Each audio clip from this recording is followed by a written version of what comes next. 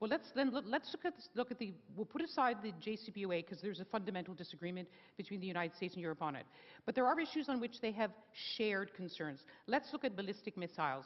We heard from the French foreign minister on Friday saying we are in a difficult dialogue with Iran, and if we do not see more progress on, France, as you know, has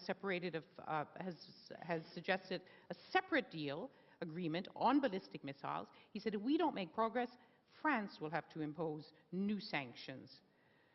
Well, Does Iran have to address those concerns if it wants to make wider progress? Let me ask you a question.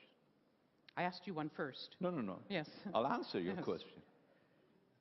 Does Iran have to simply lie dead because some people don't want us to be able to defend ourselves? The UN Security Council resolution behind the Iran nuclear deal called on Iran not to develop ballistic missiles. No, so it we're didn't. talking about it didn't. it urged my friend, not. I negotiated 2231, so I know every word of it. It called upon Iran. It didn't demand Iran. It did call on Iran, yes. Not to develop, so it's something different, not to develop ballistic missiles that are designed to be capable. Every word of it took months to negotiate.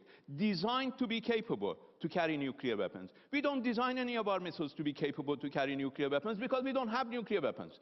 So none of the Security Council nonsense. The Europeans know it, the Russians know it, even the Americans know it. The Americans have testified before Congress when the deal was on that it's not about missiles per se. It's about missiles designed to carry to be capable of carrying nuclear weapons. They're saying now. We negotiated forever. But let's wait a second.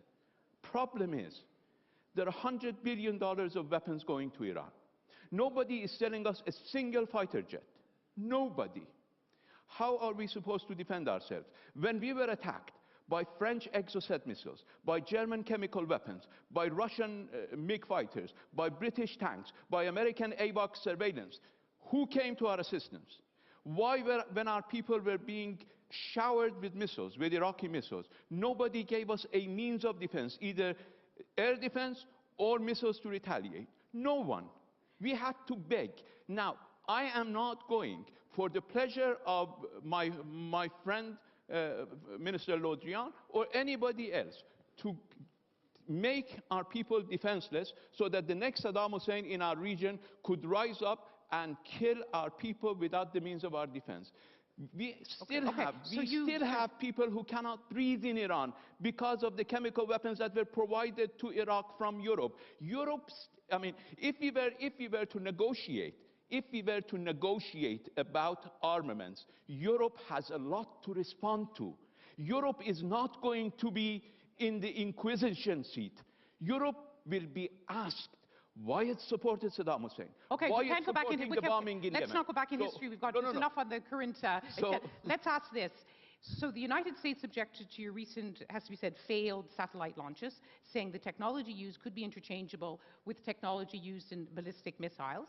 Then the argument about missiles is misplaced. Yes, but then satellite launches. The New York Times published a report saying that actually there's been a very long-standing and an accelerated program to sabotage your development of ballistic missiles, providing faulty parts, etc. Iran is looking into this. Is there, do you think now? We're investigating this, but I think more than Iran, the international community should be concerned, because last time the United States engaged in that operation, it resulted with Israel in the killing of 6 nuclear scientists.